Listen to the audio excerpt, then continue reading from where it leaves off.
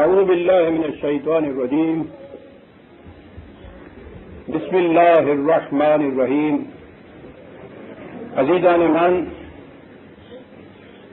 آج جنوری 1970 کی 11 تاریخ ہے اور 10 سے قرآن کریم کا آغاز سورہ آل عمران کی 97ویں آیت سے ہوتا ہے 3/97. آپ کو یاد ہوگا کہ سلسلہ کلام چلا آ رہا ہے اہل کتاب کی ذہنیت، نفسیاتی کیفیت، ان کے اعتراضات کے جوابات.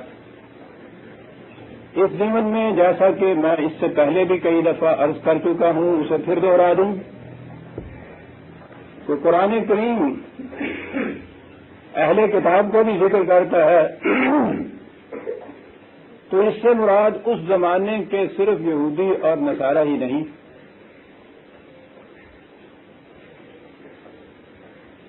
نہ ہی یہ ایک تاریخی واقعات ہیں جنہیں قرآن دہرایا چلا جا رہا ہے. اہل کتاب در حقیقت ایک خاص ذہنیت کا نام ہے. وہ جہاں بھی پائی جائے، جس مقام پہ بھی ہو، اور ہمارے لیے قرآن کے یہ مقامات محض تاریخی شواہد نہیں ہیں، بلکہ یہ ہماری داستان ہے اور قرآن ہمیں ہی مخاطب کرتا ہے. خدا کی طرف سے دین آتا ہے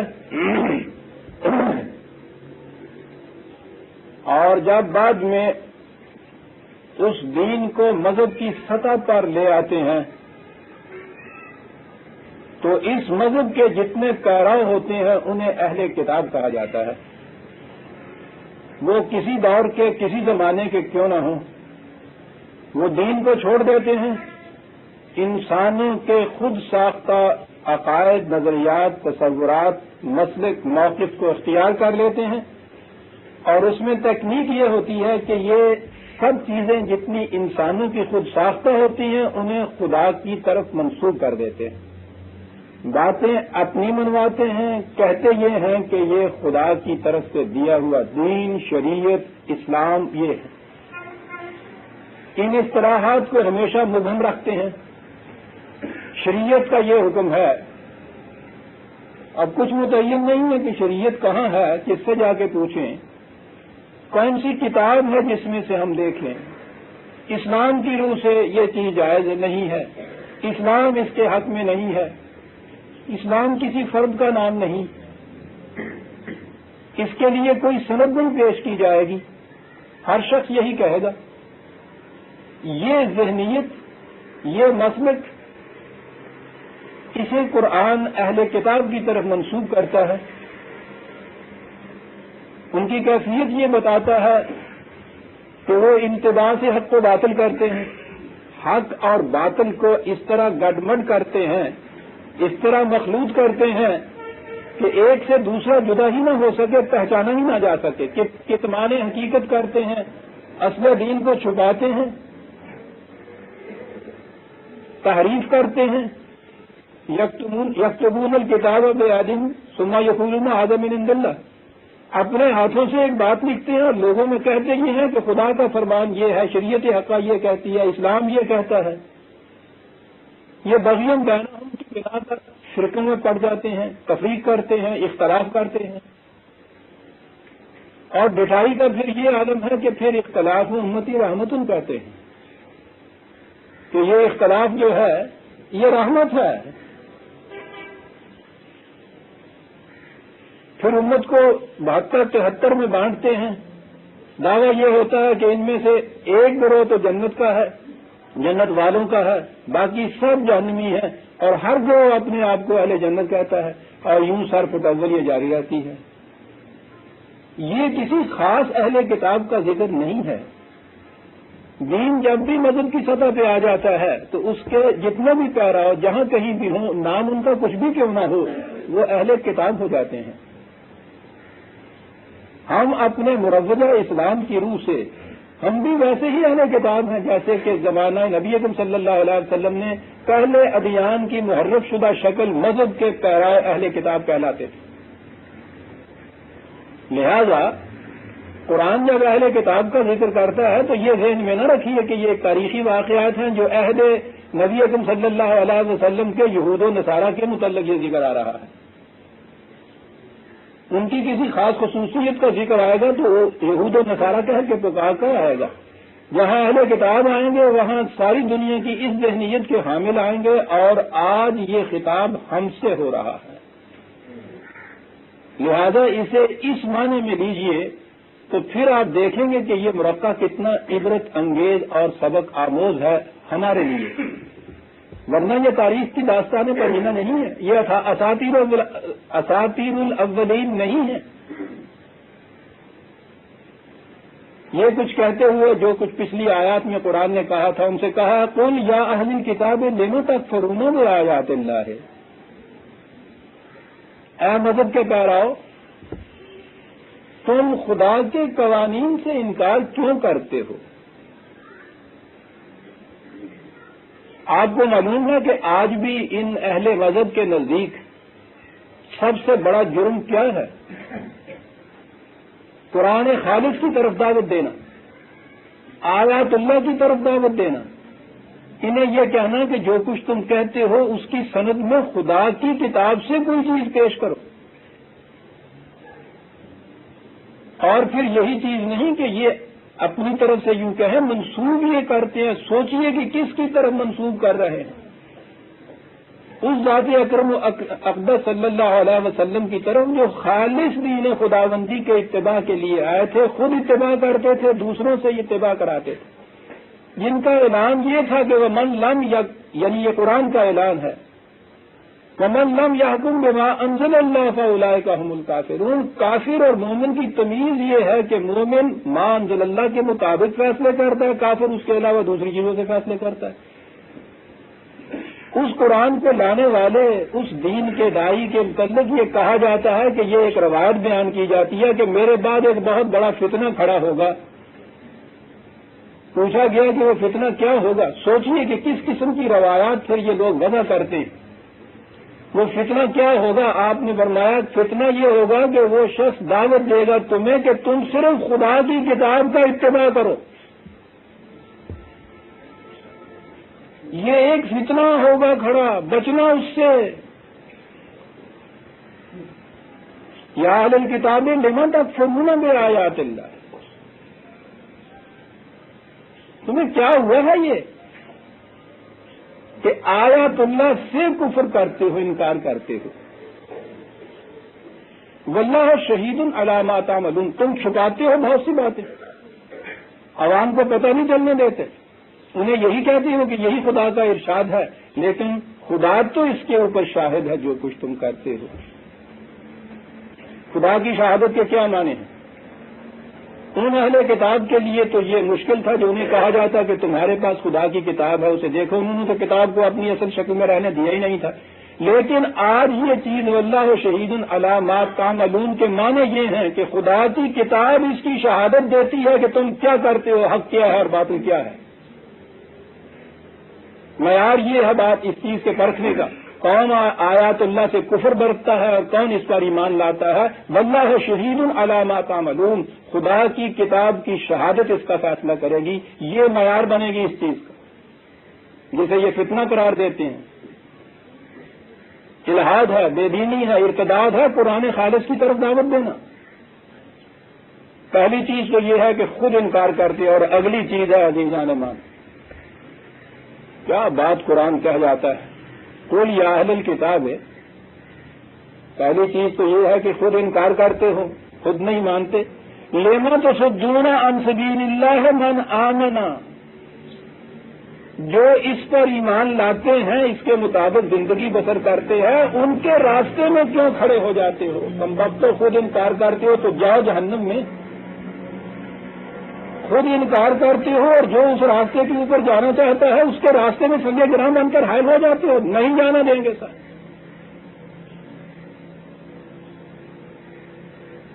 آپ دیکھیں گے کہ دین کی جتنی مخالفت ان اہل کتاب یا اہل مذہب یا مذہبی پیشوائیت کی طرف سے ہوتی ہے. یہ مسٹر بیچارے اتنی مخالفت نہیں کرتے، وہ تنگ آ کر زیادہ سے زیادہ انڈیفرنٹ ہو جاتے ہیں. لیکن یہ تمام غوغا ہنگامہ آرائیاں شورشیں جو برپا ہوتی ہیں یہ ساری اہل مذہب کی طرف سے ہوتی ہیں. کس چیز کے خلاف؟ قرآن کی طرف دعوت کیوں دی جاتی ہے؟ لما تصدون عن سبیل اللہ من آمنا، خود کفر کرتے ہو اور جو اس پہ ایمان لا کر خدا کے راستے کی طرف جاتا ہے اس کے راستے میں سنگے گراں بن کر حائل ہو جاتے ہیں.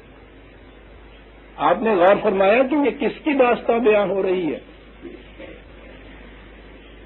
1400 سال پہلے کے یہود و نصارہ کی نہیں،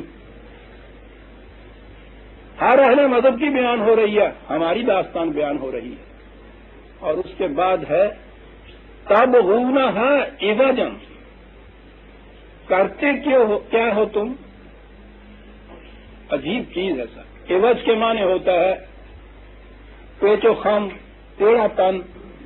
وہ سیدھے راستے پہ جاتا ہے صراط مستقیم کے اوپر، تم اس میں ذرا سے پیچ پیدا کرتے ہو، خم پیدا کرتے ہو، ٹیڑھ پیدا کرتے ہو. یہ چیز کہ قرآن کے الفاظ کے انتخاب میں نے کہا تھا کہ بڑے غور طلب ہوتے ہیں. عربی زبان میں عواجہ اور عواجہ ویسے ایک ہی مادہ ہے. یہ عواجہ کہتے ہیں اس قسم کے ٹیڑھے ہونے کو جو محسوس ہو جائے، مثلا کوئی لکڑی ٹیڑھی ہو جاتی ہے اسے عواجہ کہیں گے. اور عواجہ کہیں گے وہ جو چیز غیر محسوس طور پر ٹیڑھی کی جائے، محسوس تو نہ وہ ہو لیکن در حقیقت اس کو ٹیڑھا کر دیا جائے. یہ معتقدات، تصورات، آپ دیکھیے گا تکنیک کیا ہوتی ہے اہل کتاب کی یا اہل مذہب کی. دین کے جتنے محسوس ارکان ہوتے ہیں ان کو اسی طرح سے رکھ لیتے ہیں. نماز، روزہ، زکوٰۃ، حج، یہ ساری چیزیں آپ دیکھیں گے بالکل اسی طرح سے نظر آئے گی، کہیں ٹیڑھی نہیں نظر آتی.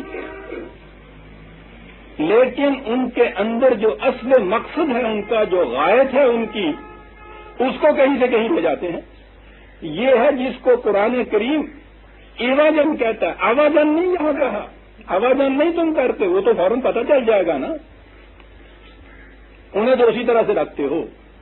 لیکن ان کے تابع جو ان کے مقاصد تھے، غایت تھے ان کی، ان کو جہاں انہوں نے پہنچنا ہے اسی مقام کے، اس سے ان کا رخ ادھر بدل دیتے ہو.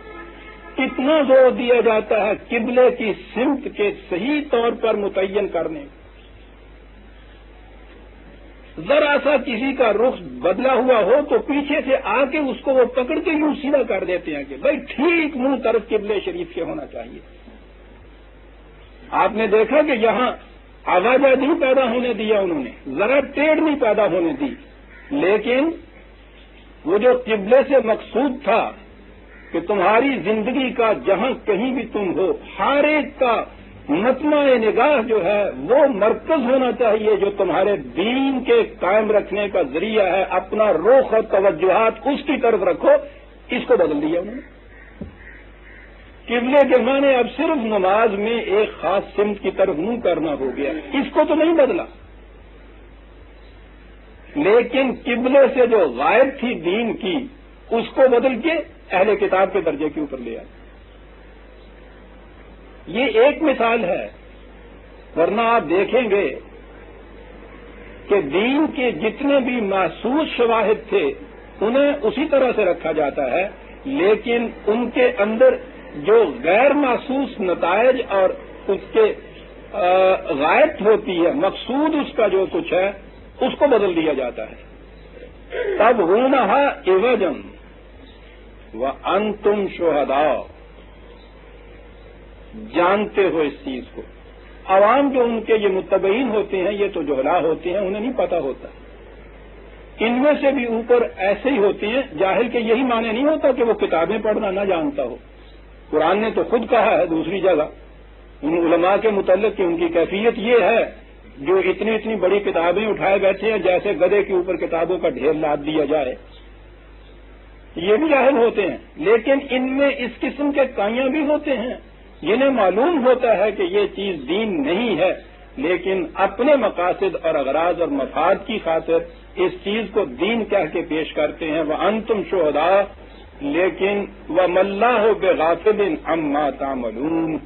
خدا کا قانون مکافات عمل تو جانتا ہے، اس کا غافل نہ ہونا کیا معنی ہے؟ وہ نتائج جو ان چیزوں نے مرتب کرنے تھے وہ نتائج تو مرتب نہیں ہو رہے. دین کے ان چیزوں پہ جنہیں تم دین کہتے ہو اس شدت سے عمل درآمد لوگوں سے کراتے ہو، لیکن دن بدن تمہاری اپنی حالت یہ ہے کہ پوری قوم انحطاط اور زوال کے جہنم میں گرتی چلی جا رہی ہے. وَمَا اللَّهُ بِغَافِلٍ عَمَّا تَعْمَلُونَ. خدا کا قانون مکافات عمل اسے تو تم دھوکہ نہیں دے سکتے. یا ایھا الذین آمنوا ان تطیعوا فریقا من الذین اوتوا الکتاب یردوکم بعد ایمانکم کافرین. عظیم چیز ہے صاحب. اہل ایمان، اگر تم ان اہل کتاب کے کسی ایک فریق کا بھی تم نے اتباع کر لیا تو وہ تمہیں تمہارے ایمان کے بعد کفر کی طرف لے جائیں گے، یاد پھر لوٹا دیں گے تمہیں کفر کی طرف. آپ دیکھیے یہاں کفر و ایمان کا امتیاز کیا ہے. پورے کا پورا اہل مذہب کا اتباع نہیں، اہل مذہب کے کسی ایک فریق کا بھی اتباع اگر تم نے کر لیا تو جہنم میں گئے. اب آپ دیکھیے یہ اہل مذہب آپ کے کتنے فرقوں کے اندر بٹے ہوئے ہیں. ہر فرقہ دعویٰ یہ کرتا ہے کہ میں سیدھے راستے کے اوپر ہوں، دین کے باقی سب جہنم میں جانے والے. کلو حزب بما لدیہم فرحون. ہر گروہ اور ہر فرقہ مگن ہے اس میں کہ جو جس چیز کو وہ دین سمجھتا ہے، جس چیز کو وہ مذہب قرار دیتا ہے اس میں وہ مگن ہے، کبھی اسے پرکھنے کی ضرورت نہیں سمجھتا. لہذا ہر ایک کی دعوت یہ ہے کہ ہمارے ساتھ آ کے ملو، ہمارے فرقے کا اتباع کرو تو پھر تم سیدھے راستے کے اوپر جاؤ گے. قرآن کہتا ہے کہ ان تطیعوا فریقا من الذین اوتوا الکتاب، ان میں سے کسی ایک فرقے کے ساتھ بھی تم ہو جاؤ تو جہنم میں چلے جاؤ گے. فریقا من الذین اوتوا الکتاب، فرقہ تو خود جہنم ہے. قرآن تو اسے شرک قرار دیتا ہے. وَلَا تَكُونُوا مِنَ الْمُشْرِكِينَ مِنَ الَّذِينَ فَرَّقُوا دِينَهُمْ وَكَانُوا شِيَعًا. جب وہ دین میں نفس فرقہ کو ہی شرک قرار دیتا ہے تو اس میں اس فرقے اور اس فرقے کے امتیاز کا سوال ہی پیدا نہیں ہوتا.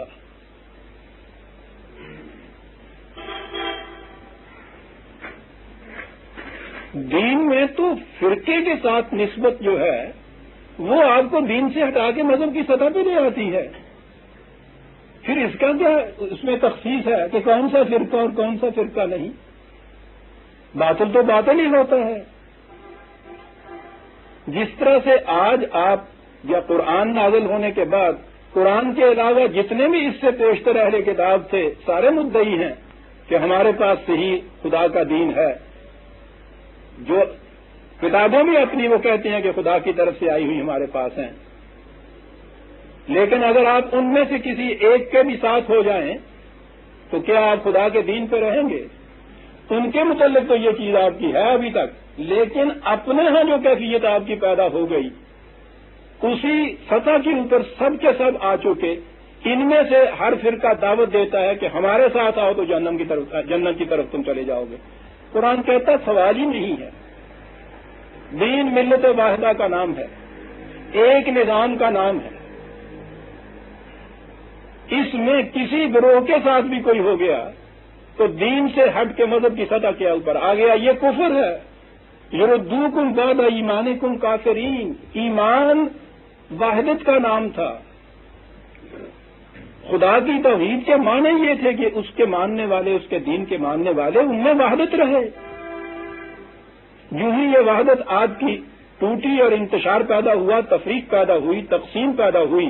اب اس میں سے کسی ایک کے ساتھ بھی کسی کا جو ہو جانا ہے وہ کفر قرآن قرار دیتا ہے، اسے شرک قرار دیتا ہے.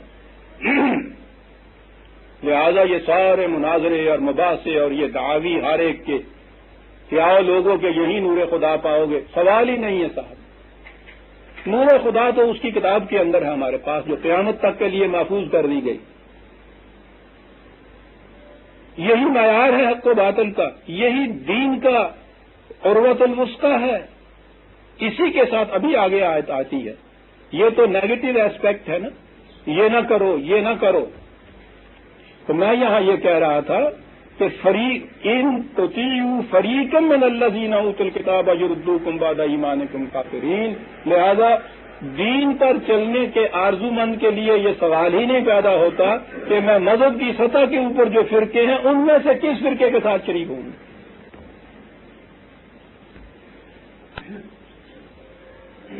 جس طرح نبی اکرم صلی اللہ علیہ وسلم نے تمام اہل کتاب کو، جو اس زمانے میں اہل کتاب یا مذہب کی سطح پر تھے، نئے سرے سے ایمان لانے کی دعوت دی تھی، نئے سرے سے خدا کی کتاب کو ماننے کی دعوت دی تھی. ان سے یہ کہا گیا تھا کہ اگر یہ اس طرح ایمان لائیں جس طرح سے تم ایمان لائے ہو تو پھر ان کو مومن سمجھا جائے گا. آج بھی عزیزان من فرقہ بندی کی ہر نسبت کو چھوڑ کر صرف مسلمان کی حیثیت سے خالص قرآن کے اوپر جو شخص آ جائے گا وہ تو دین کے اوپر ہوگا، ورنہ اس کے علاوہ سوال ہی پیدا نہیں ہوگا کہ کون سا فرقہ ہے جس کے ساتھ ہونے سے آپ حق پہ ہوں گے. قرآن کہتا ہے ان تطیعوا فریقا من الذین اوتوا الکتاب یردوکم بعد ایمانکم کافرین.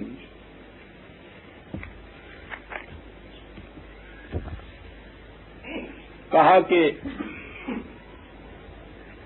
تم ایمان کے بعد کفر کی طرف نہیں جاؤ گے بشرطے کہ یہ چیزیں تم میں قائم رہیں. اب پازیٹو چیز آئی، بڑی اہم چیز ہے. کیف تکفرون، تم کس طرح سے کفر کی راہ اختیار کر سکتے ہو؟ وانتم تتلی علیکم آیات اللہ، قوانین خداوندی خالص خدا کی کتاب تمہارے سامنے ہے، اسے پیش کیا جاتا ہے تمہارے سامنے. پہلی چیز تو یہ ہے. کیا اتنی سی چیز کافی ہے؟ پھر اتنی سی کافی نہیں ہے. مذہب تو انفرادی چیز ہوتا ہے، اپنے طور پر کسی نے جو کچھ سمجھ لیا اس کے مطابق عمل کرتا چلا گیا، وہ کہتے ہیں اس کی نجات ہو جائے گی. آج بھی یہ کیفیت ہے مذہب کی سطح پر، اپنے اپنے طور پر جو کچھ تم کرتے رہو نجات ہو جاتی ہے اس سے. ہر اہل کتاب یہی کرتا ہے، اہل کتاب کا ہر فرقہ یہی کرتا ہے. لیکن دین تو انفرادی چیز نہیں ہے، وہ تو ایک اجتماعی نظام کا نام ہے، اور اجتماعی نظام کے لیے ایک مرکز کی ضرورت ہے.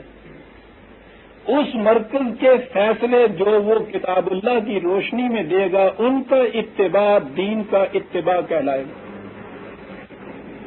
لہذا کتاب کی ضرورت ہے، اور کتاب کے ساتھ اس زندہ اتھارٹی کی ضرورت ہے جو کتاب اللہ کے مطابق پوری امت کو ایک راستے کے اوپر چلائے. دو شرطیں میں نے پہلی چیز تو پڑھی، وانتم تتلی علیکم آیات اللہ ہے، قرآن پیش کیا جاتا ہے تمہیں، وفیکم رسولہ، اور تم میں اس کا رسول ہے. یہاں یہ ایک سوال پیدا ہوتا ہے، فیکم رسولہ، کہ تم کافر نہیں ہو سکتے. کتاب تمہارے پاس ہے، رسول تمہارے اندر ہے. تو اس کے بعد یہ ہوتا ہے کہ صاحب جب رسول وفات پا گئے تو ان دو ستونوں میں سے ایک تو ستون تو خود بخود ڈھہ گیا. جو دو چیزوں کی موجودگی ضروری قرار دی تھی، دوسری چیز تو ختم ہو گئی.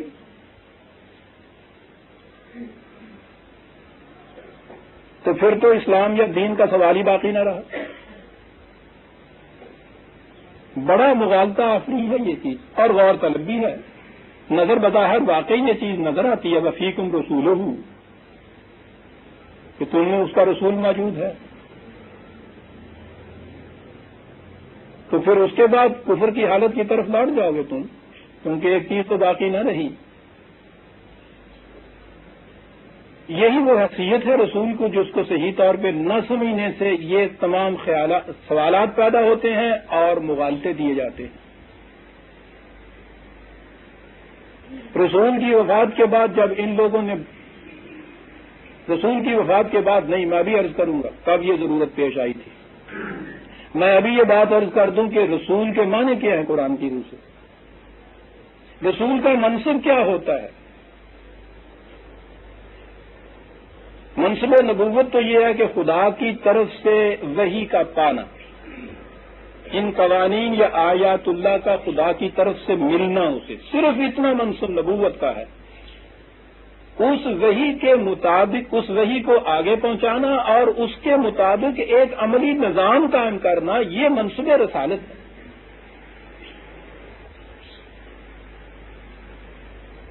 کہا تم میں رسول ہے. آیات اللہ جو ہے انتم تتلا علیکم آیات اللہ، وہی پالی رسول نے، نبی نے، اور اس نے آگے پہنچا دی. یہ تو منصب یہاں ختم ہوا، اور اس کے بعد تم میں یہ رسول موجود ہے، اور رسول کے متعلق یہ چیز بتائی کہ وہ اس نظام کو عملاً قائم کرے گا. اب سوال یہ رہا کہ کیا رسول کی طبعی زندگی جو ہے اس سے مقصود ہے فیکم رسول ہو؟ جب رسول وفات پا جائے گا تو پھر کیا ہوگا؟ دور جانے کی ضرورت نہیں ہے. اسی سورہ آل عمران کی آیت 143 143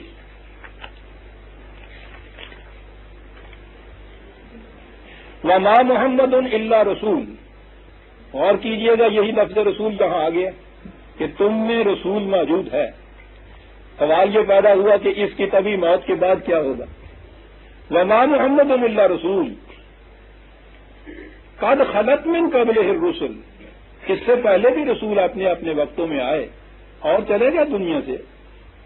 طبی زندگی سے کتنی لمبی ہو اس کی تو ایک مدت ہوتی ہے. افہم ماتا اور قتلا، اگر کل کو یہ رسول بھی مر جائے یا میدان جنگ میں شہید ہو جائے، قتل کر دیا جائے، اور قتلا انقلبتم علی اعقابکم، تو کیا پھر تم یہ کہہ کے کہ صاحب رسول اب ہم میں موجود نہیں رہا، تم حالت کفر کی طرف چلے جاؤ گے؟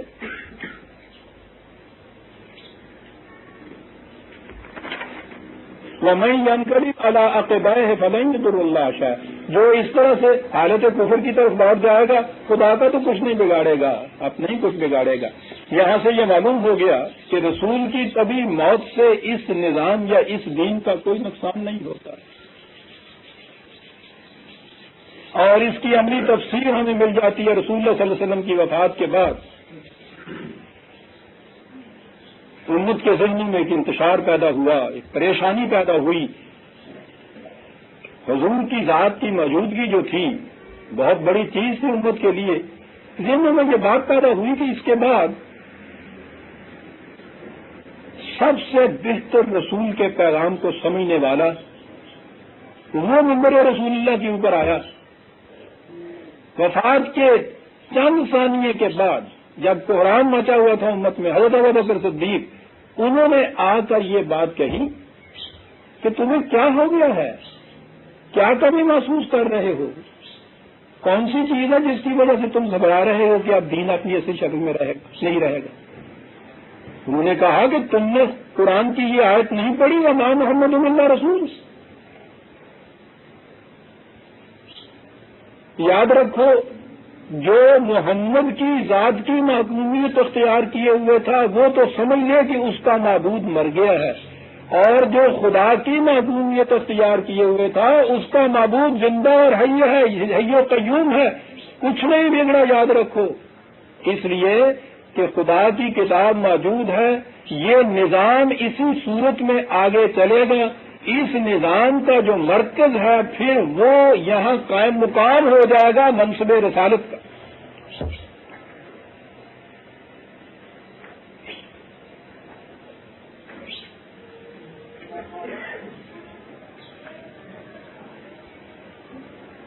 جب ایک نظام آئینی طور پہ قائم ہو تو اس میں اس نظام کے سربراہ یا کسی اور اتھارٹی کی طبی موت یا اس کا وہاں نہ رہنا نظام کا کچھ نہیں بگڑتا. اس کے سکسیسر جتنے ہیں، جانشین جتنے ہیں، بعد میں آنے والے جتنے ہیں، وہ وہی فنکشن ادا کرتے ہیں جو پہلا کر رہا تھا. جتنی حکومتیں کنٹینیوسلی آگے چلتی ہیں، مسلسل آگے چلتی ہیں، ان میں ہر پہلی حکومت کے فیصلے اسی طرح سے نافذ العمل رہتے ہیں تاوقت کے بعد میں آنے والی کوئی حکومت اپنے زمانے کے تقاضے کے اعتبار سے ان کو بدل نہ دے. اس سے مراد در حقیقت وہ نظام ہوتا ہے، وہ حکومت ہوتی ہے. جب وہ حکومت کا تختہ الٹ جائے، اس کی جگہ کوئی دوسری حکومت آ جائے، دوسرا نظام آ جائے، تو پھر پہلا نظام جو ہے وہ باطل ہوتا ہے یا منسوخ ہوتا ہے، ورنہ وہ نظام اسی طرح جاتا ہے کہ ان میں اشخاص آئیں اشخاص جائیں، اس سے کچھ فرق نہیں پڑتا. یہی وجہ ہے کہ رسول اللہ صلی اللہ علیہ وسلم کے بعد جو نظام قائم ہوا اسے خلافت علی منہاج رسالت یا نبوت کہا جاتا ہے. خلافت کے معنی سکسیشن کے ہیں. یہ خلیفۃ الرسول تھے. چنانچہ پہلا لقب جو تھا حضرت ابوبکر صدیق کا رضی اللہ تعالیٰ عنہ، وہ خلیفۃ الرسول تھا. یہ جو اس کے بعد خلیفۃ المومنین یا امیر المومنین کا یہ لقب آیا ہے، وہ اس لیے آیا کہ بعد میں جب یہ صورت ہوئی تو پھر خلیفۃ الرسول تو وہ پہلے ہوئے. حضرت عمر کے زمانے میں کہا گیا خلیفۃ الرسول. تو آپ نے یہ کہا کہ بھائی اگر یہ انداز رہا تو آگے جو چلتے جائیں گے یہ خلیفہ کا لفظ تو ایک لڑی بن جائے گا مسلسل. اس لیے لفظوں میں اس کے کہنے کی ضرورت نہیں ہے.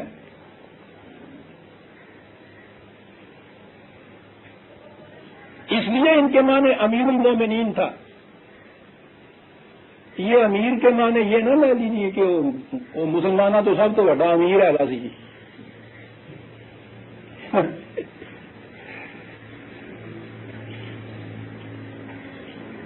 اور امیر جو ہے اس کے معنی اس عمارت کے بھی نہیں ہیں جسے ہم سمجھتے ہیں.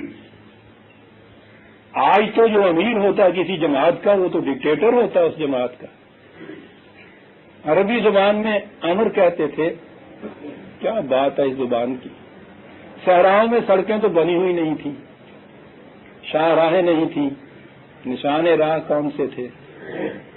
وہ چھوٹے چھوٹے پتھر راستے میں یہاں رکھتے چلے جاتے تھے تاکہ وہ راستے کا نشان بتاتے چلے جائیں. یہ امیر راہ ہوتے تھے، یہ پتھر تو نشان بتایا کرتے تھے. امیر المومنین جو مومنین کو خدا کے راستے کی نشان بتانے والا ہو، یہ حیثیت تھی. بہرحال میں یہ کہہ رہا تھا کہ یہ نظام جب تک یہ قائم رہے اس وقت تک فیکم رسولہ کی کیفیت باقی رہتی ہے.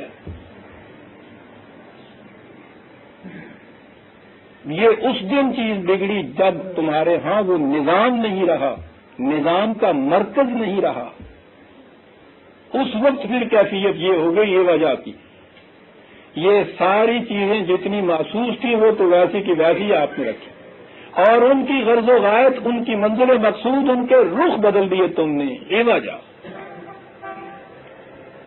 لہذا بات اس دن بگڑی ہے جب وفیکم رسولہ کی دوسری شرط جو تھی آپ کے یہاں مفقود ہو گئی. اسلام کا یا دین کا نظام، اس کی جگہ سے نظام آ گیا آپ کے یہاں ملوکیت کا. دین اتر آیا مذہب کی سطح پہ، مذہب میں مذہبی پیشوائیت پیدا ہو گئی.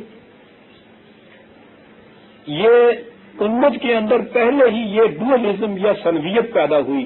دو حصے ہو گئے زندگی کے.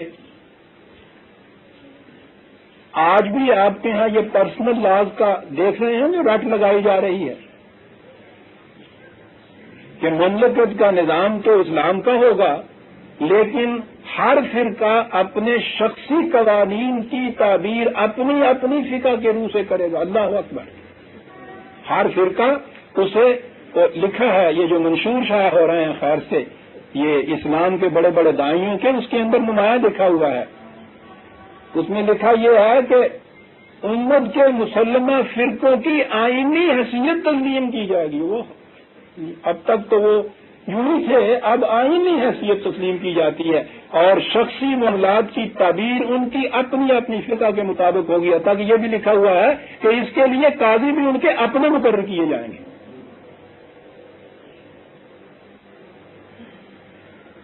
آپ نے دیکھا کس سطح پہ دین آ جاتا ہے. پھر کیا کہا تھا قرآن نے؟ پہلے تو یہ سنویت یا ڈولزم پیدا ہو گئی پوری امت میں.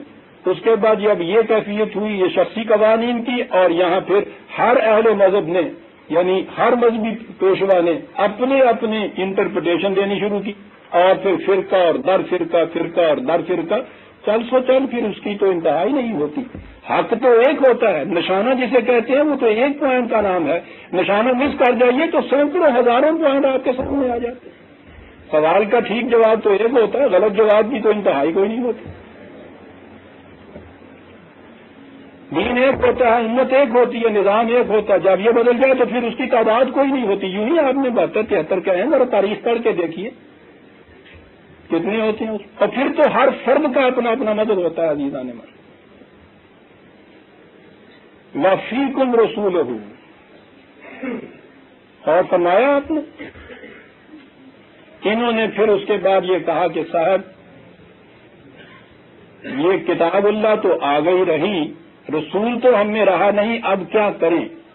بھلائی سے کہ اس طرف آتے کہ وہی جو منصب رسالت تھا، جو نظام تھا دین کا، جس میں سربراہ ملت ریپرزینٹ کرتا تھا خدا اور رسول کو، وہ نظام قائم کیا جائے. انہوں نے کہا کہ نہیں صاحب، رسول کو اپنے اندر زندہ رکھنے کی صورت یہ ہے کہ رسول کی باتیں جتنی ہیں ان کو اکٹھی کر لیا جائے. تیسری صدی ہجری میں جا کے اس کی ضرورت پیش آئی، اور انہوں نے روایات کو جمع کرنا شروع کیا. 200-250 سال بعد رسول اللہ صلی اللہ علیہ وسلم کی وفات کے انفرادی طور پر مختلف لوگوں نے ان چیزوں کو اکٹھا کیا، اور اب یہ جو اس طرح سے چیزیں اکٹھی کی انہوں نے روایات کی بنا پر سنا کے، ان کے متعلق اب یہ دعویٰ ہے کہ یہ ہے وہ رسول. اچھا جی، یہ ہے رسول.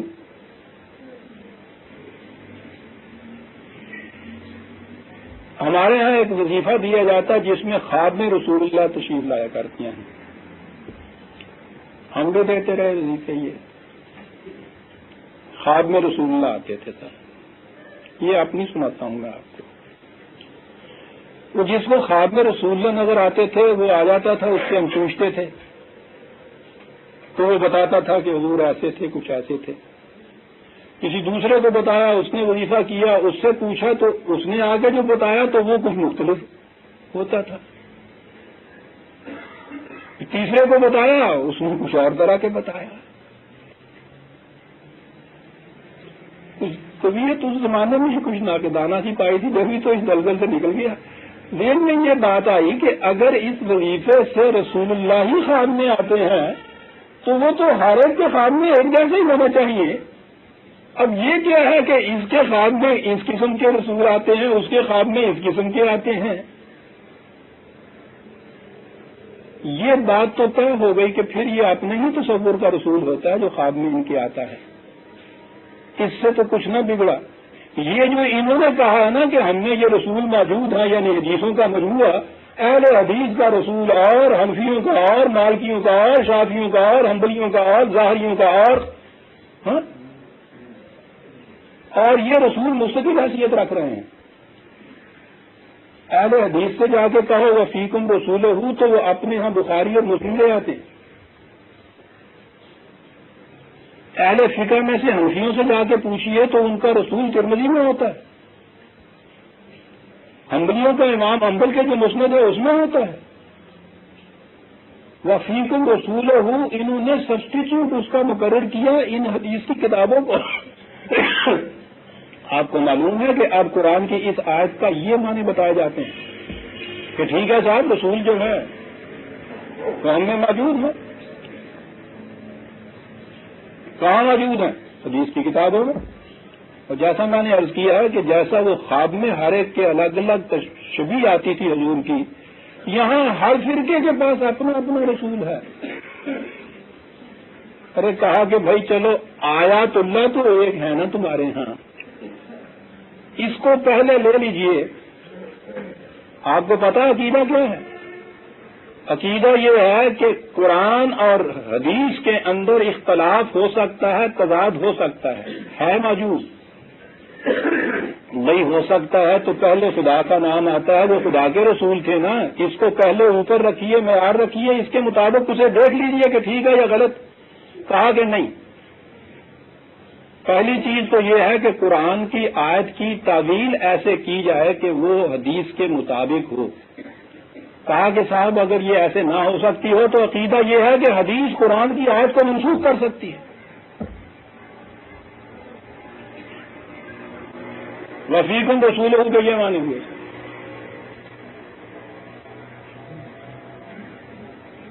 اور جب بات پھر افسانوں پہ آئی تو پھر تو آپ دیکھتے ہیں کہ اس کے اندر پھر زیب داستان کے لیے کیا ہوتا ہے. انہوں نے یہ نہیں کہا. اب جو ہمارے ہاں اور یہ ہے نا جو درود و سلام پڑھتے ہیں ایک حضرات بریلوی حضرات جو ان کا تو ایمان ہی یہ آیات النبی کا کہ رسول اللہ صلی اللہ علیہ وسلم ہیں ہی زندہ. چلیے صاحب وفات کا سوال ہی نہیں پیدا ہوا. جب وہ کھڑے ہو کے درود و سلام پڑھتے ہیں وہ کہتے ہیں کہ وہاں رسول اللہ موجود ہوتے ہیں، تشریف لاتے ہیں. حیات النبی کا آپ نے پتا، پھر اس کے بعد مسئلہ جاری ہو گیا صاحب، حضور وفات ہی نہیں پا گئے صاحب. رفیقم رسول بھائی وہ کہاں ہے؟ آنکھوں والوں کو نظر آتے ہیں، ہماری طرف آؤ دکھائیں گے تمہیں. اب وہ رسول ساری امت کے نہیں رہے، کیوں نہ بینند حقیقت رہے افسانہ زنان. دین تو بڑا صاف بین چیز تھی صاحب. آیات اللہ قیامت تک کے لیے محفوظ کر دی. خدا نے حفاظت کا ذمہ لیا. رسالت کے معنی ہوئے دین کو قائم کرنے کا منصب. یہ اسی طرح سے جاری رہے قیامت تک کے لیے تم میں رسول باقی رہتا ہے. یہ گم ہو جائے اس کے بعد رسول باقی نہیں رہتا، خدا کی آیات کو چلانے والا نظام باقی نہیں رہتا، دین انفرادی ہو جاتا ہے، فرقے کی باغ ڈور مذہبی پیشوا کے ہاتھ میں آ جاتی ہے سارے. یہ اہل کتاب بن جاتے ہیں سارے. ان میں پھر نہ خدا رہتا ہے اور نہ رسول رہتا ہے. یہ اشخاص رہ جاتے ہیں، ان کے اتباع کا نام شریعت کا اتباع ہو جاتا ہے. جب یہ کیفیت پیدا ہو جائے تو اس کے بعد دین کو قائم کرنے کی صورت کیا؟ اس سے پہلے کے اہل کتاب تو نہیں کر سکتے تھے کہ کتاب ان میں نہیں رہی تھی. جن میں کتاب موجود ہو ان کے لیے کرنے کا کام تو صرف اتنا ہے کہ اس کتاب کے مطابق پھر سے اپنا نظام جو ہے زندگی کا وہ متعین کر لیں. کتاب اور رسول دونوں آ گئے اس کے اندر. وَمَن يَعْتَصِم بِاللَّهِ یہ بتا دی کہ آؤ اب تمہیں بتایا کہ اس حالت سے نکلنے کی صورت کیا ہوگی. وَمَن يَعْتَصِم بِاللَّهِ فَقَدْ هُدِيَ إِلَىٰ صِرَاطٍ مُسْتَقِيمٍ. اعتصام کسی چیز کو اپنی حفاظت کا ذریعہ بنا لینا.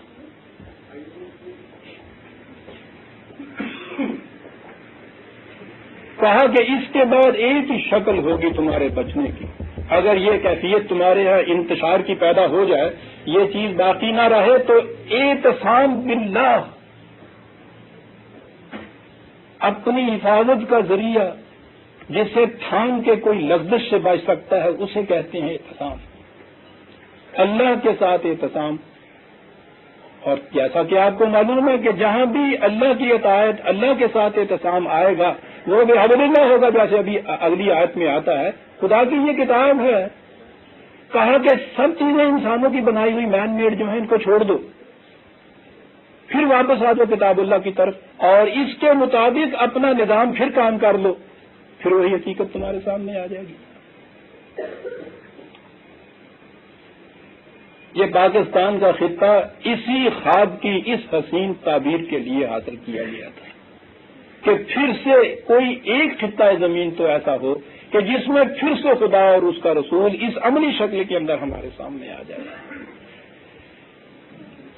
لیکن وہ جو قرآن نے یہاں کہا تھا کہ لیما تو صدون عن سبیل اللہ، خدا کے اس راستے کی طرف جانے میں یہ سارے بڑے بڑے سنگے گراں جو ہے حائل ہو کے رہ گئے ہیں صاحب، راستہ روکے ہوئے ہیں.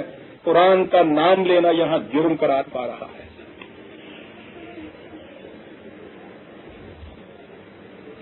اب آئی اس کی عملی شکل. بڑی غور طلب حقیقتیں عزیزان نے یا ایھا الذین آمنوا اتقوا اللہ حق تقاتہ. کہا اس کی عملی شکل یہ ہوگی اے ایمان کے مدعی ہو، قوانین خداوندی کی نگہداشت کرو، جس جیسا کہ حق ہے اس کی نگہداشت کرنے کا۔ یہ حق ہے، کیا ہے اس کی نگہداشت کرنے کا حق وہی ہے کہ یہ انفرادی چیز نہیں، ایک اجتماعی چیز ہے۔ ابھی سامنے آتی ہے، میں نے عرض کیا قرآن کے الفاظ کا ترجمہ کر رہا ہوں میں۔ اجتماعی طور پر اس کو بنیاد بناؤ، اور یہ کوئی وقتی اور ہنگامی چیز نہیں ہے کہ زندگی کے ایک شعبے میں اتنے وقت کے لیے تو یہ کیا اور اس کے بعد نکل آئے تو اور کیا۔ نماز کے لیے تو آپ آ گئے دین کی طرف، بعد میں کاروبار جو آپ نے کیا کاروبار کی حیثیت سے۔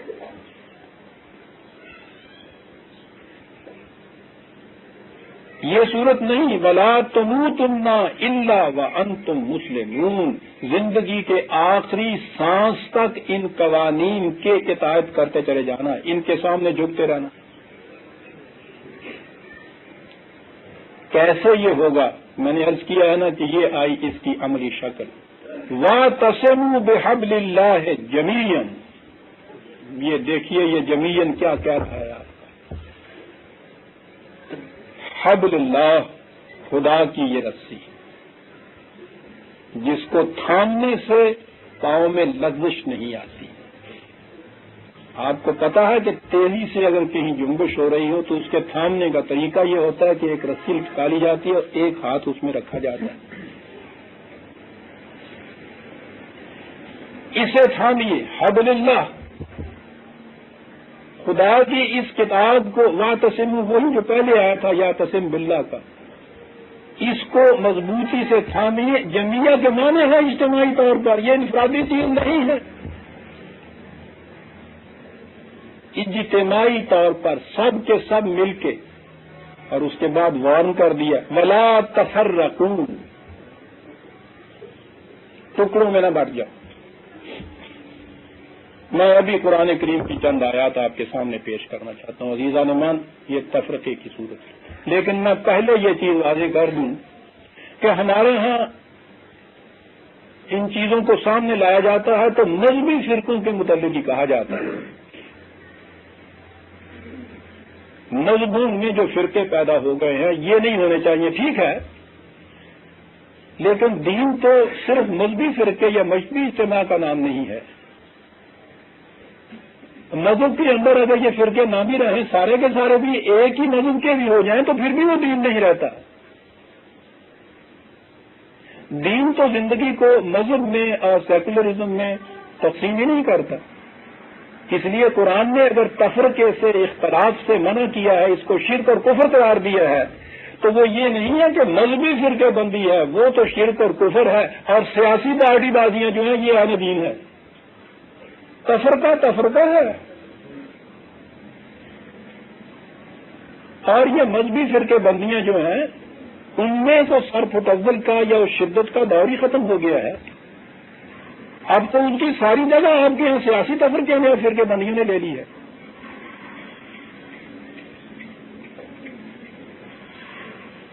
اور یہ جو دین کے نام کے اوپر آپ کو بلا رہے ہیں اس سیاست کی طرف، میں نے ابھی عرض کیا کہ مذہبی فرقوں کے متعلق تو یہ شک موجود ہے اس میں کہ ہر فرقے کو آئینی طور پر مسلم تسلیم کیا جائے گا، اور پارٹیاں تو ساری آپ کے سامنے بنی ہوئی ہیں۔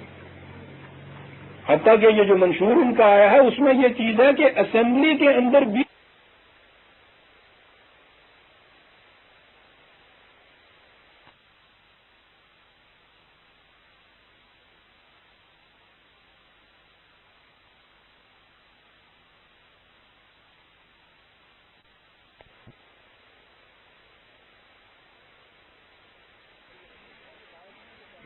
اور پارٹیاں تو ساری آپ کے سامنے بنی ہوئی ہیں۔ حتیٰ کہ یہ جو منشور ان کا آیا ہے اس میں یہ چیز ہے کہ اسمبلی کے اندر بھی اپنی پارٹی الگ بنائی جائے گی دوسروں کی پارٹی سے، اور پھر جمہوری نظام میں تو آپ کو پتا ہے کہ اپوزیشن کے بغیر وہ کہتے ہیں جمہوری نظام ہی نہیں چل سکتا، یعنی امت کی ایک اجتماع بھی اگر لے لیں اسمبلیوں میں پہنچ کے، اس میں ایک حصہ جو ہے وہ تو ادھر کا ہوگا اور ایک آدھا حصہ اس میں سے یا ایک جماعت اس میں سے اپوزیشن کی ہونی ضروری ہے، کہتے ہیں اس کے بغیر جمہوریت چل نہیں سکتی۔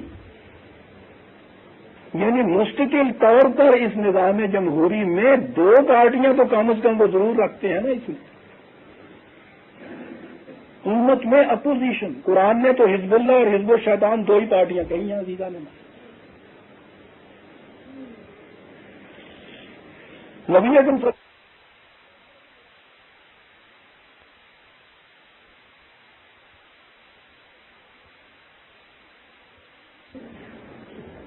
وہاں تو عزیزہ نے من یہ ساری ایک پارٹی تھی حزب اللہ، اور اس کے مقابلے میں دوسری اپوزیشن کی پارٹی اس کو ابو جہل لیڈ کرتا تھا.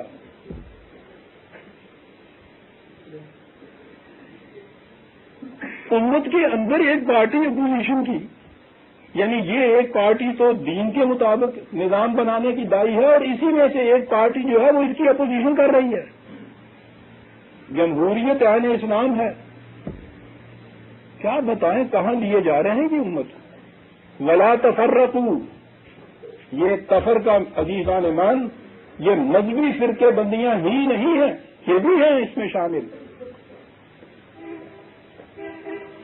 کسی قسم کا تفرقہ بھی جو ہے امت کے اندر قرآن کی روح سے آپ دیکھیے کہ کیا ہے. وہ 30/31 30/31 وہ آیا جس کو میں اکثر دہراتا رہتا ہوں. پانی کو شیک کا مزہ لیجیے.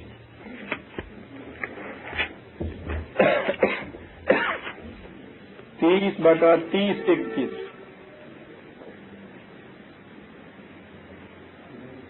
منیبین الیہ واقیموا الصلاۃ ولا تکونوا من المشرکین. اپنی انابت اللہ، رخ اپنا اسی کی طرف رکھو. یہ چیز تو بڑی اور تشریح طلب اقیم الصلاۃ کے اس کا ذریعہ اقامت صلاۃ ہوگی. بہرحال اس کو تو چھوڑیے. وہ صلاۃ کے جس کو قرآن نے یہ کہا تھا کہ شرک کا فتنہ یا تفرقہ یا فرقہ بندی مٹانے کے لیے اقامت صلاۃ ہے، آج فرقوں کی نشانی نماز ہے. انارکلی میں لوگ پھر رہے ہوں، آپ کو کچھ نہیں پتہ چلتا یہ حنفی ہے، یہ اہل حدیث ہے، یہ بریلوی ہے، یہ شیعہ ہے. بالکل نہیں. یوں ہی اللہ اکبر کی اذان ہوئی اور جھٹ آپ نے پہچان لی کہ اچھا یہ ادھر گیا ہے، وہاں گیا ہے صاحب. یہ اس طرح نماز اکیلے بھی کھڑا ہوگا تو آپ دیکھ لیں گے نماز پڑھنے سے کہ اچھا یہ حنفی واقعہ ہوئے ہیں. قرآن نے یہاں کہا تھا کہ فرقے بندی کے شرک سے بچنے کے لیے اقامت صلاۃ کرو. یہاں فرقے بندی کی پہچان ہی آپ کے یہاں صلاۃ ہو گئی ہے. یہ دوسری بات. ولا تکونوا من المشرکین، مشرکین میں سے نہ ہو جانا. عزیزان من سوچیے یہ چیز، ان سے کبھی پوچھیے جا کے کہ یہ کیا کہیں گے قرآن کی عنایتوں کو. مشرکین میں سے نہ ہو جانا یعنی من الذین فرقوا دینہم وکانوا شیعا، جنہوں نے دین میں تفرقے پیدا کر دیے، فرقے پیدا کر دیے، پارٹیاں بنا لی. وکانوا شیعا، خود ایک پارٹی بن گئے. کل حزب بما لدیہم فرحون. اور پھر ہر پارٹی کا سلوگن یہ ہے صاحب ہمیں ووٹ دیجئے، ہم حق کے اوپر ہیں، یہ باقی سب باطل کیوں. کل حزب بما لدیہم، ہر پارٹی یہ کہے گی اس کے پاس. قرآن نے تو پارٹی بنانے کو ہی شرک قرار دیا ہے. تو جو شرک کی دعوت دیتی ہے اس میں سے کوئی ایک بھی جو ہے وہ جنت کی طرف کیسے بلائے گی آپ کو. غور کیجیے گا عزیزان من دین کی طرف دعوت دینے والوں کے اس مسئلے کو. آپ نے غور فرما لیا کہ یہاں قرآن کریم نے اس کو شرک قرار دیا ہے. امت میں تفرقے کو خواہ وہ مذہبی لیول کے اوپر ہو یا سیاست کے اندر آپ کے یہاں. نبی اکرم صلی اللہ علیہ وسلم سے فرمایا 6/160 6/160 6/160.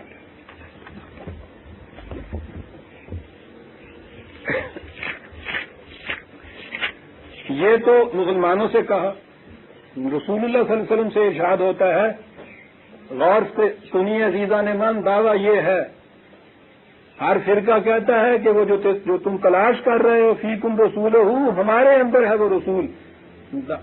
کہا ہے کہ ان الذین فرقوا دینہم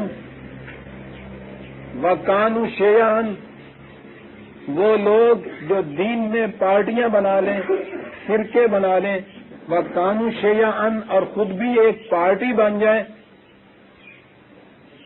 غور کرنے کی مقام ہے عزیزان مان۔ اس کے بعد رسول اللہ سے کہا گیا لستا منہم فی شیء، اے رسول تمہارا ان سے کوئی واسطہ نہیں ہے۔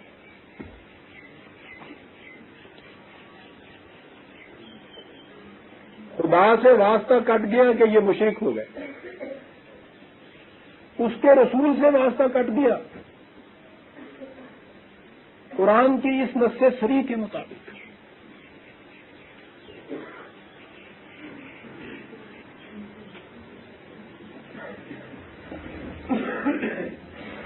پھر ان سے یہ کہا اسی سورہ آل عمران کی 2 ہی آیتیں آگے 3/104،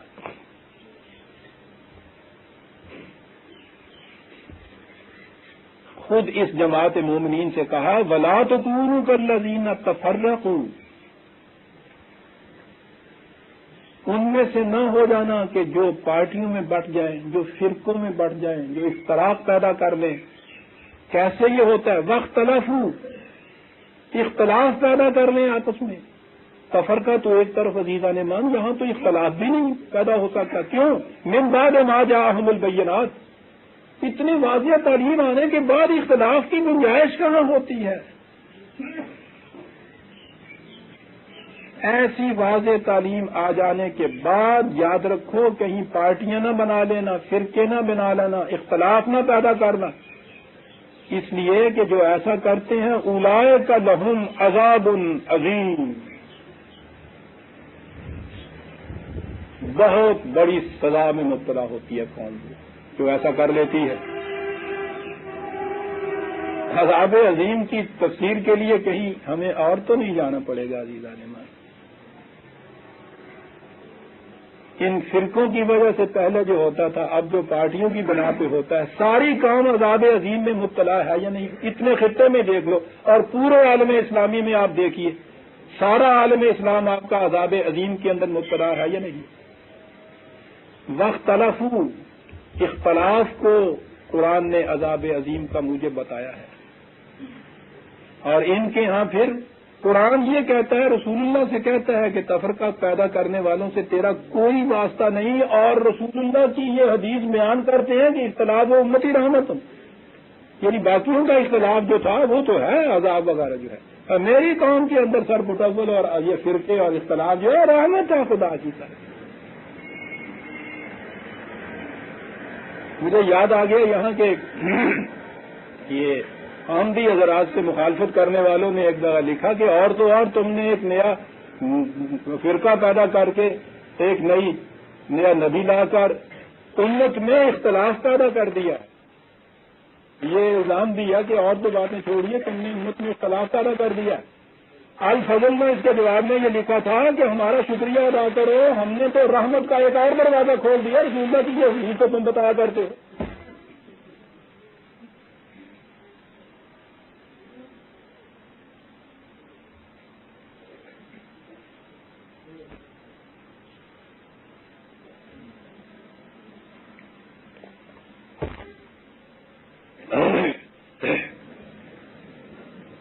واختلفوا من بعد ما جاءهم البينات، اختلاف ہوتا کیوں ہے؟ یہ 42/13-14،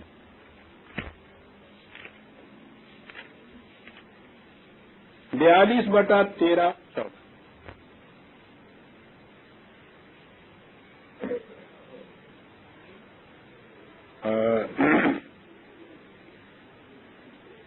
نہیں عزیزان من، میں حوالہ ابھی دیتا ہوں دوسرے۔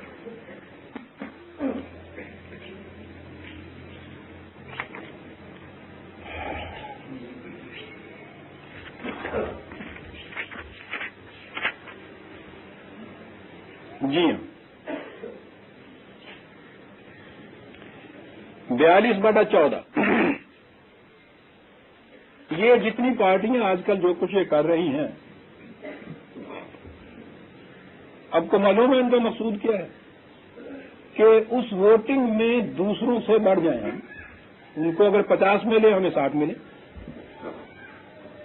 یہ ہے نا اس کے اندر سمٹا کے ایک بوائل ڈاؤن ٹو دس جسے کہتے ہیں، ساری بات یہاں آ جاتی ہے نا کہ ہم ان سے آگے بڑھ جائیں، ایک دوسرے سے بڑھ جانے کی جو حوث ہے، یہ ہے نا جس کی وجہ سے یہ ساری پارٹیاں یہ بنتی ہیں۔ قرآن کہتا ہے وَمَا تَفَرَّقُوا إِلَّا مِن بَعْدِ مَا جَاءَهُمُ الْعِلْمُ، اتنا بڑا العلم آ جانے کے بعد جو آپس میں یہ پارٹی بازیاں ہوتی ہیں، یہ اس طرح سے تفرقے ہوتے ہیں، یہ فرقے ہوتے ہیں، کیوں ہوتے ہیں؟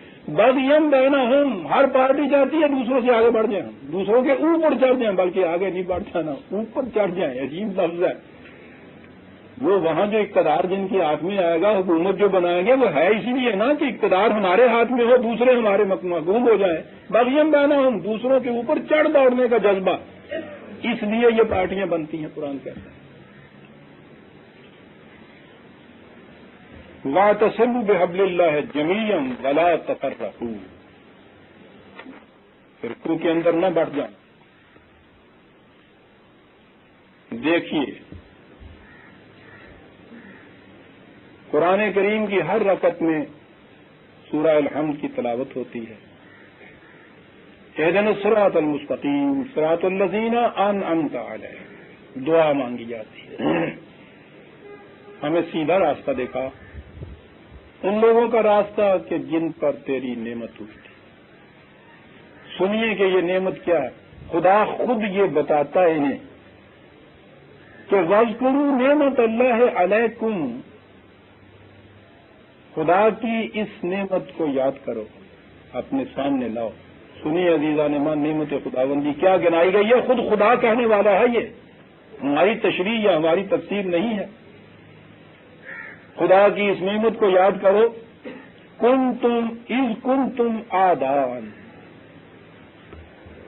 تم ایک دوسرے کے، لفظی ترجمہ دشمن ہوتا ہے، ادوتن کہتے ہیں، یہ ایک لکڑی ہوتی ہے، اس کو اگر آپ نے دو ٹکڑے کرنا ہو تو شروع میں ذرا سا اس میں شگاف دے کے اس کے اندر ایک کھانا لگا دیتے ہیں، ویج جسے کہتے ہیں۔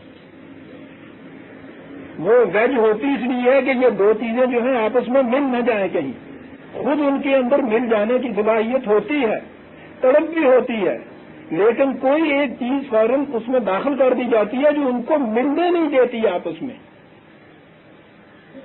اس کو کہتے ہیں عدوہ۔ تو تمہاری کیفیت تو یہ تھی کہ تمہارے اندر انفرادی مفاد پرستیوں کی، اس قسم کی ذہنیت کی یہ ویجز تھی، تمہیں ملنے نہیں دیتی تھی۔ فَأَلَّفَ بَيْنَ قُلُوبِكُمْ، اس نے تمہارے دلوں کے اندر ایک دوسرے کی الفت ڈال دی۔ اب دیکھیے یہ جو اتحاد جسے آپ کہتے ہیں، ایک امت بنانا جسے کہتے ہیں، اس کی بنیاد قرآن نے کیا دی ہے؟ دلوں کے اندر باہمی الفت، اور یہ الفت کا لفظ قرآن نے بھی استعمال کیا ہے دوسری جگہ، عربی زبان میں بھی۔ یہ ایک بادل کا ٹکڑا جس طرح دوسرے بادل میں آ کے مدغم ہو جاتا ہے، مل جاتا ہے نا، اس کے لیے یہ لفظ بولتے ہیں صاحب۔ تا کسنا وہ ایک باد عظیم من دیگرم تو دیگری، اس کے بعد وہ اپنی اپنی ہستی کو ایک دوسرے میں جذب کر دیتے ہیں، پہچانے ہی نہیں جاتے کہ ان میں سے پہلا بادل کون سا تھا اور دوسرا بادل کون سا ہے۔ قلوب کو اس طرح سے ملا دیتا ہے۔ یہ کیا چیز ملاتی ہے؟ آئیڈیالوجی کا اشتراک، ایمان کا اشتراک۔ قرآن نے کہا ہے کہ اجتماع کی ایک اور بھی شکل ہوا کرتی ہے، اور وہ شکل بتائی ہے اہل کتاب کی کہ تعصبہم جمیعا وقلوبہم شتیٰ، 59/14، 59/14، کہ دیکھنے میں تو نظر آئیں گے وہ کہ ایک جماعت ہے، ایک اجتماع ہے، ایک گروہ ہے، ایک امبوہ عظیم ہے، وقلوبہم شتیٰ، مل کے سب بیٹھے ہوئے ہیں، دل ایک دوسرے سے الگ الگ۔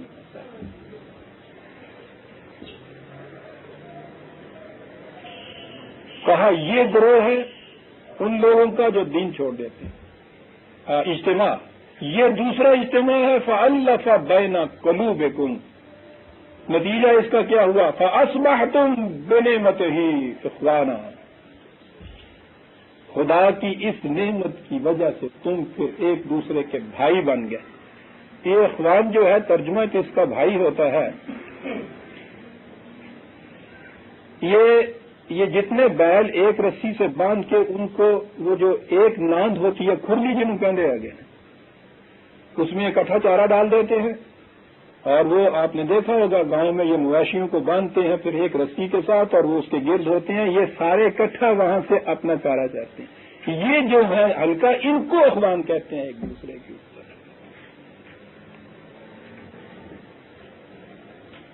اشتراک ہوتا ہے ان کے ہاں متاع حیات کا اور یہی تھا وہ اخوان کی کیفیت جو نبی اکرم صلی اللہ علیہ وسلم کی اس روایت میں ہمیں ملتی ہے کہ حضرت موسیٰ بن اشعری نے یہ کہا کہ قبیلہ اشعری ہمارے ہاں تھا جاہلیت کے اندر ان کی کیفیت یہ تھی کہ جب بھی کبھی ضرورت پڑتی خوراک کی کمی ہو جاتی تو وہ سب اپنے اپنے گھروں سے سارے خوراک لا کر ایک دسترخوان کے اوپر جمع کر دیتے اور سارے قبیلے والے وہاں سے حصہ رزری لے لیتے یہ ان کے ہاں کا معمول تھا حضور نے فرمایا کہ میں بھی اشعریوں میں سے ہوں اس لیے کہ میں امت کو میں اخوت پیدا کرنے کے لیے آیا ہوں آپ نے سمجھ لیا اخوان کے معنی کیا ہوتے ہیں فَأَصْبَحْتُمْ بِنِعْمَتِهِ إِخْوَانًا اور یہی وجہ ہے کہ علامہ اقبال نے بڑی چمک ہے اس کے اندر جو ان کی جہاں اس آیت میں بے نعمت ہی کے معنی انہوں نے کہا ہی ہے معاشی نظام اس کی بنیاد یہ ہے جو میں کہہ رہا ہوں بہرحال کوئی بھی نظام ہو خدا کی کتاب کی بنا پر جو ایک وحدت پیدا ہوتی ہے اس سے دلوں میں باہمی الفت پیدا ہو جاتی ہے اسے خدا نے نعمت قرار دیا ہے کہا ہے کہ اسے یاد کرو تم وَكُنْتُمْ عَلَىٰ شَفَا حُفْرَةٍ مِّنَ النَّارِ کیا خوبصورت تشبیہ ہے کہا کہ تم جہنم کے کنارے تک پہنچ ہی چکے ہوئے تھے بالکل گرنے والے تھے فَأَنْقَذَكُم مِّنْهَا خدا نے وہاں سے تمہیں بچا کے پیچھے لے آیا کس طرح سے لے آیا تمہارے اختلاف کو اتفاق میں بدل دیا تمہارے انتشار کو اتحاد میں بدل دیا تمہاری عداوتوں کو اخوت میں بدل دیا تمہاری انفرادیت کو ایک اجتماعیت میں مدغم کر دیا اور اس طرح سے تم اس جہنم کے کنارے بھی پہنچے ہوئے تھے گرنے والے تھے کہ وہاں سے بچا لیا خدا نے وَاذْكُرُوا نعمت اللہ خدا کی اس نعمت کو یاد کر دعائیں مانگ رہے ہیں صاحب کی صراط الذین انعمت علیہم صاحب نماز میں کھڑے ہیں قبلہ رو باوضو مسجد میں اور وہ جو ساتھ کھڑا ہے نا ذہن میں یہ ہے کہ اچھا ابھی اس کے بعد وہ مقدمے میں آواز پڑنے والی ہے وہاں جا کے سے جلاؤں گا تین جو کچھ کریں گے دعائیں مانگ رہے ہیں انعمت علیہم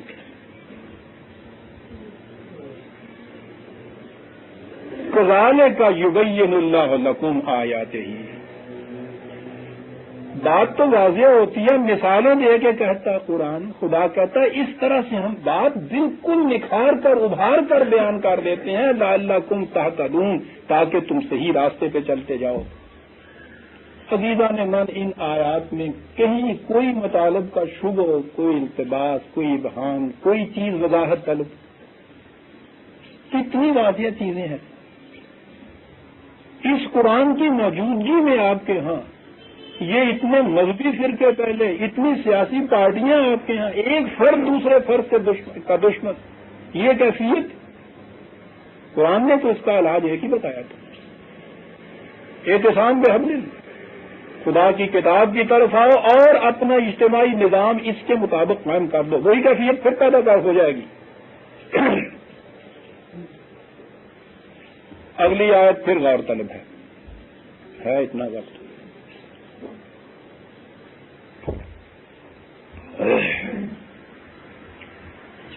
شاید چند منٹ مجھے اوپر لینے پڑ جائیں بڑی اہم آیت اور سامنے ہمارے آتی ہے اس کی وجہ سے بھی بہت بڑا مغالطہ دیا جاتا ہے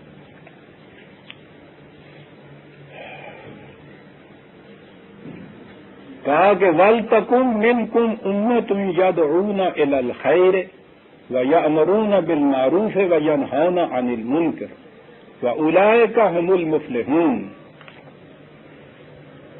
عام ترجمہ کیا جاتا ہے کہ تم میں ایک گروہ ایسا ہونا چاہیے یہ سن لیجیے گا اور یہ سب سے بڑا گمراہ کن ترجمہ بھی ہے اسی پہ بنیاد ہے ان لوگوں کی تم میں ایک گروہ ایسا ہونا چاہیے جو لوگوں کو بھلائی کی طرف بلاتا رہے، معروف کا حکم دے، منکر سے روکے، اولئک هم المفلحون، یہی لوگ ہیں جو نجات یافتہ، کامیاب، فائز المرام ہیں۔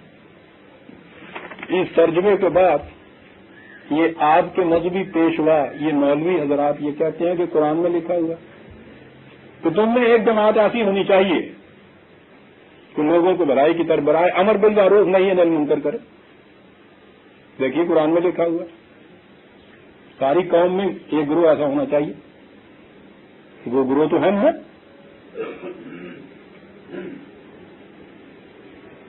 آپ دیکھیے گا کہ کس طرح سے یہ انتباس کیا جاتا ہے، ایک گروہ ایسا ہونا چاہیے۔ آئیے پہلے قرآن سے پوچھیں وہ کیا کہتا ہے۔ یہ ہے جی 103 آیت سورہ آل عمران کی، قرآن ہے نا آپ کے سامنے، دو ورق اور آگے پلٹ لیجئے اور 109 آیت پہ آ جائیے۔ قرآن میں ہے کنتم خیر امت اخرجت للناس تأمرون بالمعروف وتنہون عن المنکر۔ تم تمام مسلمان، تمام مومنین، سارے کے سارے، تم تمام ایک امت ہو جو لوگوں کی بھلائی کے لیے پیدا کی گئی ہے۔ تمہارا کام معروف، امر بالمعروف، نہی عن المنکر ہے۔ کنتم خیر امت، یہ ساری امت کے لیے ہے۔ یہ جو ہے امر بالمعروف و نہی عن المنکر، پہلے تو اس کو سمجھ لیجئے۔ امر کے معنی تو حکم دینا ہوتا ہے، نہیں کے معنی روک دینا ہوتا ہے۔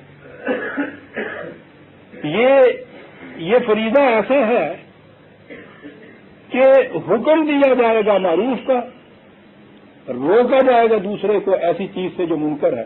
معروف کے اور منکر کی تشریح میں نہ جائیے، قرآن آ جائے گا، یہ سمجھیے۔ اس کا لفظی ترجمہ اور مفہوم یہ ہے جو ہر چیز جسے قرآن ریکگنائز کرے صحیح، معروف کے معنی ریکگنائز ہوتا ہے، جسے وہ صحیح تسلیم کرتا ہے۔ یہ امت اس لیے بنائی گئی ہے کہ یہ حکم دے گی اس کا، اور جس چیز کو وہ صحیح تسلیم نہیں کرتا منکر، اس سے یہ روکے گی دوسروں کو۔ حکم دینے اور روکنے کے لیے تو آپ جانتے ہیں کہ آپ کے لیے مملکت کی قوت کی ضرورت ہوتی ہے، یہ قانون کے ذریعے ہو سکتا ہے۔ جیسا میں نے پہلے بھی کہا تھا، وعظ کے ذریعے تو یہ چیز نہیں ہو سکتی، وعظ کے ذریعے آپ کسی کو حکم دے ہی نہیں سکتے۔ میں نے کہا نا، ہر واعظ کے بعد پھر جنہوں میں کیا سی ہوتا لینا اعلان دیا ہوں، تو بندے بنا سچ بولیا کرو، جھوٹ نہ بولیا کرو، دیکھو نہیں تو قبر وچ مار مار کے ہڈیاں توڑ دیں گے، پھر تمہیں حلوہ سانو دینا پائے گا تاکہ لکڑیاں بنو تو تھوڑے سیک لگے ایسے ہوتے واسطے پہنچتے۔ ہر اپدیشک، ہر واعظ یہ کرتا ہے، وہ حکم نہیں دے سکتا، وہ روک نہیں سکتا کسی کو۔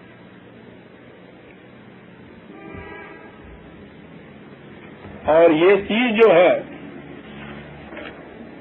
کہ یہ حکم دینا جو ہے یہ واضح نہیں ہے، بڑی غور طلب چیزیں۔ سب سے پہلے نبی اکرم صلی اللہ علیہ وسلم کے متعلق قرآن کریم نے یہ کہا 7/167 نبی امی کے متعلق کہا وَيُحَرِّمُ عَلَيْهِمُ الْخَبَائِثَ وَيَضَعُ إِصْرَهُمْ وَالْأَغْلَالَ الَّتِي كَانَتْ عَلَيْهِمْ، اور اس کے بعد ہے نہ اس سے پہلے يَأْمُرُهُمْ بِالْمَعْرُوفِ وَيَنْهَاهُمْ عَنِ الْمُنكَرِ، فریضہ پہلے رسول اللہ کا، یہ معروف کا حکم دینے کے لیے یہ آیا ہے، منکر سے روکنے کے لیے یہ آیا ہے۔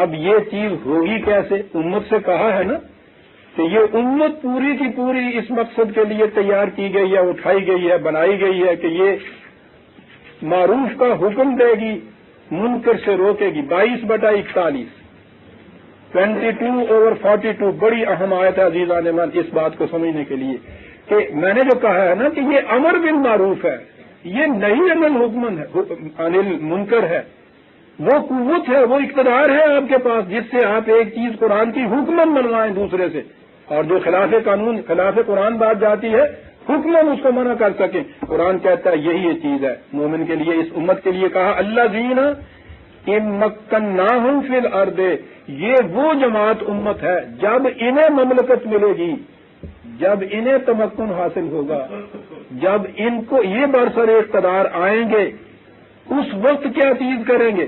اقام الصلاۃ و آتوا الزکوٰۃ. اس کو تو ابھی چھوڑ دیجیے اس کا ترجمہ. میں بات جو کہہ رہا ہوں، جب انہیں تمکن عطا ہوگا، اقتدار ملے گا، مملکت ملے گی، امروا بالمعروف و نہوا عن المنکر، یہ امر بالمعروف کریں گے، نہیں عن المنکر کریں گے. مشروط ہو گیا امر بالمعروف نہیں عن المنکر تمکن فی الارض سے، لہذا بات نہ رہا.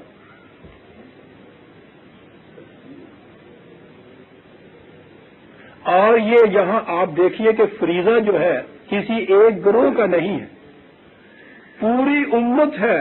الذین ان مکناہم فی الارض، یہ امت، یہ جماعت مومنین، یہ وہ ہیں کہ جب انہیں تمکن عطا ہوگا یہ کریں گے. دو باتیں واضح ہو گئی. ایک تو یہ کہ مسلمانوں کی حکومت کسی ایک گروہ کی حکومت نہیں ہوگی. یہاں تمکن فی الارض کسی ایک فرد کو نہیں مل سکتا، کسی ایک گروہ کو نہیں مل سکتا، پوری امت کو ملے گا. لہذا وہ نظام قرآنی ہوگا جس میں تمکن فی الارض کے اندر پوری امت شریک ہو. دوسری چیز یہ ثابت ہو گئی یہاں سے کہ عمل بالمعروف نہیں عن المنکر وعظ کا نام نہیں ہے. اس کے لیے تمکن فی الارض جو ہے یہ بنیادی شرط. تو جب یہ تمکن فی الارض بنیادی شرط ہے تو مذہبی پیشوائیت کا کہنا کہ یہ ہمارے ذمہ یہ فریضہ ہے، باقی امت نہیں ہے، ہم یہ ادا کر رہے ہیں، وہ کیسے ادا کر رہے ہیں؟ یعنی انہیں تمکن فی الارض ادا کرنا ہوتا ہے. یہ کہ اپنی روٹی تو بھی محتاج ہوں نے دوسرے اندر. یہ دوسری چیز ہمارے سامنے آ گئی، تمکن فی الارض. وہاں امت تھا. اور دیکھیے قرآن کیا کہتا ہے، 9/71. اس فریضے میں میں نے عرض کیا ہے کہ ساری امت داخل ہے. اس امت کے اندر مسلمان مومن مرد اور عورتیں دونوں شریک ہیں. غور فرمائیے گا، 9/71، 9/71 بڑی غور طلب آیت. والمومنون والمومنات بعضهم اولیاء بعض، مومن مرد مومن عورتیں ایک دوسرے کی سپورٹ کا موجب ہوتی ہیں. یامرون بالمعروف وینہون عن المنکر، یہ معروف کا حکم دیتے ہیں، منکر سے روکتے ہیں.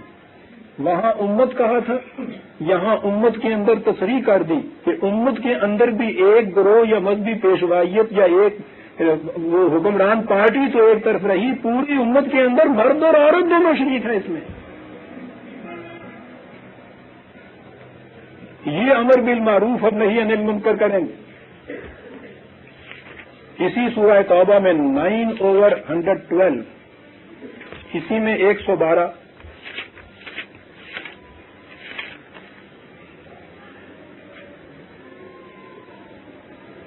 صفت بتائی گئی ہے، صفات بتائی گئی ہیں مومنین کے جس میں مرد اور عورت دونوں شامل ہیں. التائبون العابدون الحامدون السائحون الراکعون الساجدون. کیا بات ہے سر، کس طرح ایک آب لڈور کی طرح تسلسل چلا آ رہا ہے. اور بات یہ ہے والآمرون بالمعروف والناہون عن المنکر، یہ ہیں جو آمر بالمعروف ناہی عن المنکر ہیں. میرے کہنے کا مطلب یہ تھا کہ آپ نے پوری آیات قرآن کی دیکھی،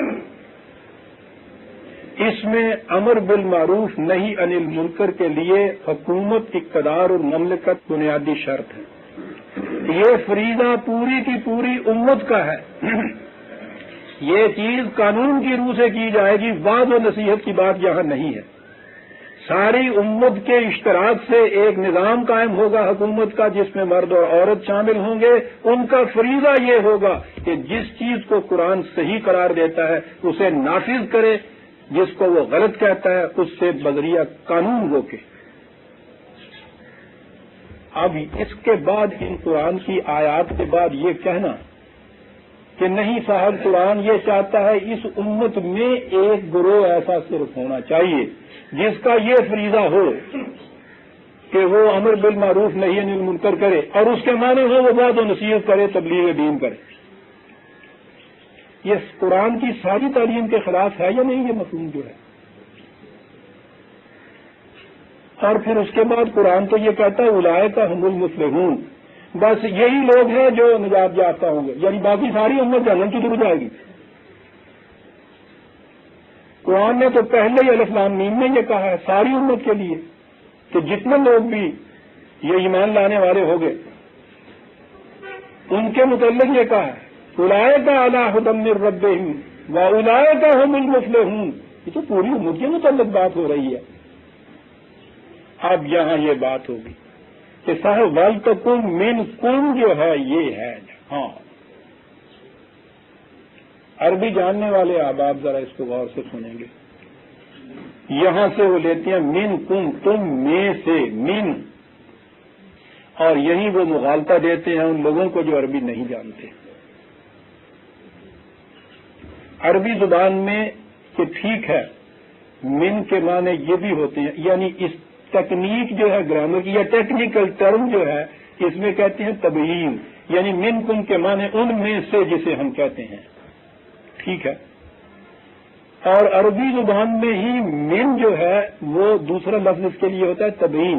ایک بات پہ جب زور دینا ہو، پوری کی پوری چیز مقصود ہو اور اس پہ زور دینا ہو، وہاں بھی عرب من استعمال کرتے ہیں، اسے کہتے ہیں من تبیین کے لیے آتا ہے۔ یہ ان کے ہاں کا مسلمہ قاعدہ ہے اور قرآن کریم میں اس کی بے شمار مثالیں موجود ہیں۔ میں دو ایک چیزیں پیش کرتا ہوں، اسے اچھی طرح سے سن رکھیے کیونکہ اس آیت کی بنا پہ بڑا ہی مغالطہ دیا جاتا ہے۔ من کے معنی میں سے نہیں، من کے معنی وہ پورے کا پورا 73، 5/73، 5/37۔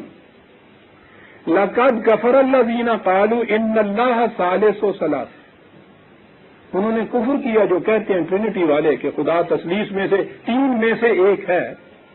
آگے ہے وَمَا مِنْ إِلَٰهٍ إِلَّا إِلَٰهٌ وَاحِدٌ، مَا مِنْ إِلَٰهٍ، کرو ترجمہ اس کا کہ الہ میں سے، الہ تو واحد ہے، صرف اللہ الہ ہے، بات ہی نہیں بنتی، من کا یہ ترجمہ ہی نہیں ہو سکتا۔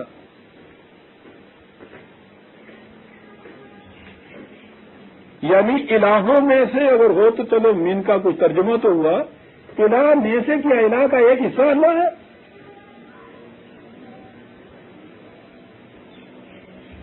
یہ عربی زبان کی خصوصیت ہے، زور دینا تھا کہ کوئی الہ نہیں ہے۔ آپ دیکھیے گا اس آیت کا ترجمہ آپ کو ہر ترجمے میں یہ ملے گا کہ کوئی الہ نہیں ہے اللہ کے سوا۔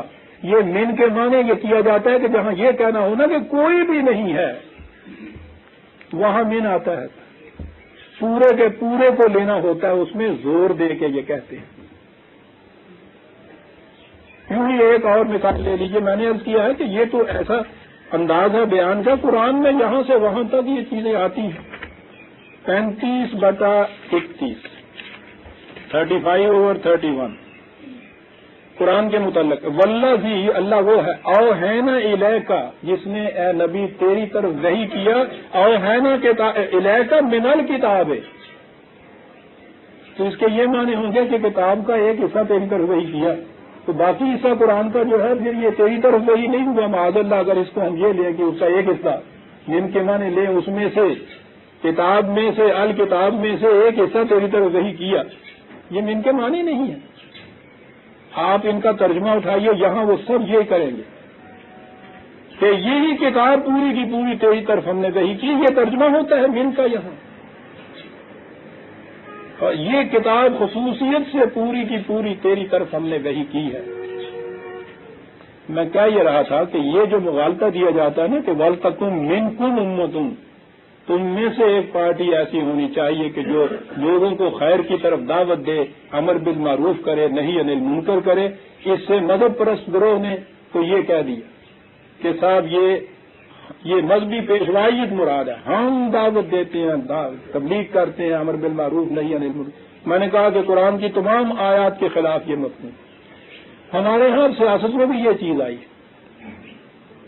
میں نے دیکھے ہیں اس قسم کے منشور، ان کے اوپر لکھا ہوا ہوتا تھا وہیں والتکم منکم امۃ یدعون، تم میں سے ایک پارٹی ایسی ہونی چاہیے کہ وہ جو یہ چیز کرے، پوری امت نہیں اس میں شامل ہے، ایک پارٹی ایسی ہونی چاہیے۔